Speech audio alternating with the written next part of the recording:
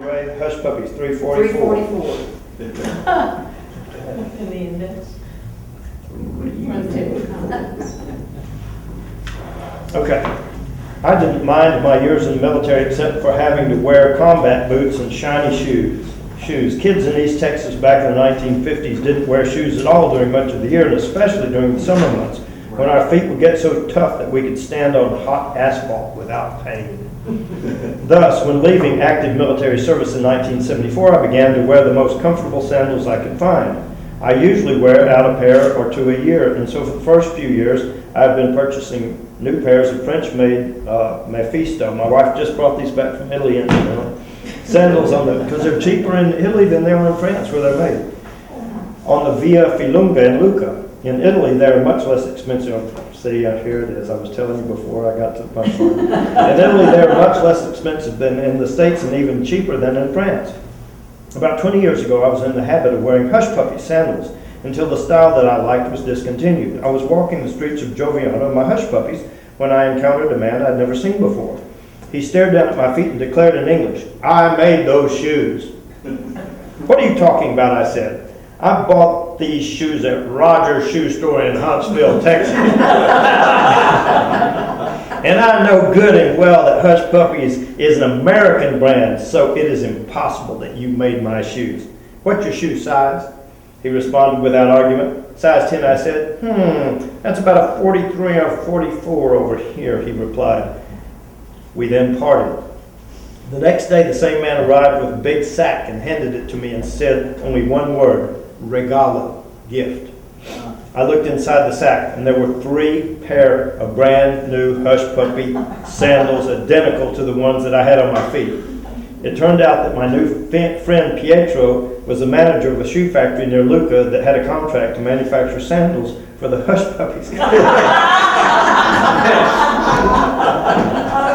And he had been telling the truth about making my sandals. This new neighbor has recently purchased the ancient tower house in Castello, the highest point in Joviano, and was in the process of restoring it as a weekend summer home. That's it. I'm glad you like it. And you know, some of the book is sort of boring because it gets into erudite history, but I thought, you know, if you have the boring and then sort of the psycho parts like the Mary Magdalene skull part, and then you have, you know, you have some humor and you can sort of combine it all together, then it's not like some books that I have read where I get about halfway through it and it's so tedious that even if every chapter is funny, after a while you burn out, I don't even laugh at it. So I was hoping that it would be such that you could sort of enjoy individual chapters and then just skip the ones that you don't like and take them out and burn them. If they're blasphemous. It's very good, George. Then really the history of Italy that comes to that, and how you leave it always back to what you see or imagine that could have happened from your Tuscan window.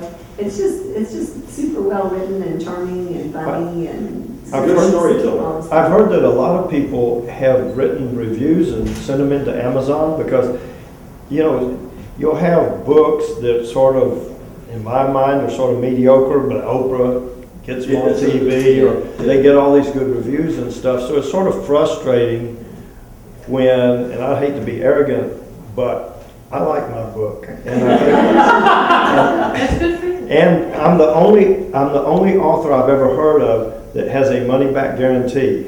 That if you don't like my book, I'll buy it back from you. But you have to tell me why you don't like it. I don't want any scammer that's going to read it. I sure would like my money back.